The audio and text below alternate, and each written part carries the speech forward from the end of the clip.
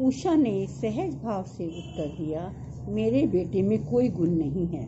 न वह गंधर्व या गायक है, न भीम सा बलवान है, ना ही बृहस्पति या बुद्धिमान सा बुद्धिमान।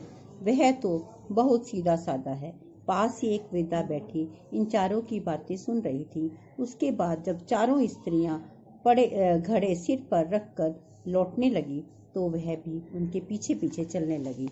तभी किसी का मधुर स्वर सुनाई पड़ा। सुनकर मालती बोली, सुनो, मेरा हीरा आ गया है। तुम लोगों ने सुना? कितना मधुर और कितना इसका कंठ। मुरली गीत गाता हुआ उनसे गुजर गया। उसने अपनी माँ की ओर आंख उठाकर देखा भी नहीं। तभी मधु का बेटा ज्ञान गीता के श्लोकों का पाठ पढ़ता हुआ निकला। लग रहा था कि मानो सरस्वती उसके कंठ में विराजमान हो। मधु ने प्रसन्न होकर कहा, देखो, यही मेरी गोद का हीरा। परंतु यह भी माँ की ओर देखे बिना वहां से चला गया। थोड़ी दूर चलने पर उन्होंने देखा कि एक युवक अकड़ता हुआ सामने से चला आ रहा था। उसका सीना तना हुआ था, चाल में हाथी जैसी मस्ती थी। वह कुसुम का बेटा सुशील था। सुशील भी मस्ती से चलता हुआ इन सब के पास से गुजर गया।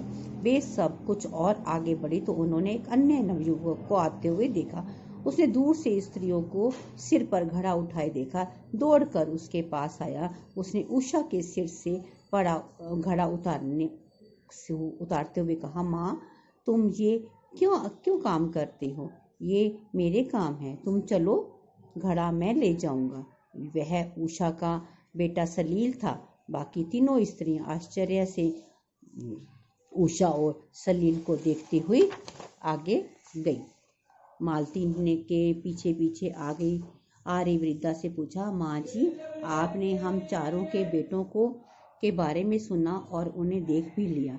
अब आप ही बताइए, इनमें से सबसे अच्छा किसका बेटा है? वृद्धा ने उत्तर दिया, मैंने वहां से कुछ युवकों को जाते हुए देखा, पर बेटा मुझे एक ही दिखाई दिया। पर कंधे पर घड़ा लिए आगे आगे जा रहा है, सच्चा हीरा वह है जो बेटा माँ का बोझ उठाते देखकर उसका बोझ हल्का नहीं कर सकता। वह सच्चा हीरा नहीं हो सकता। वृद्धा की बातें सुनकर तीनों का घमंड चूर चूर हो गया। वृद्धा ने बिल्कुल सही कहा था, सपूत वही होता है जो माता पिता की सेवा करता है।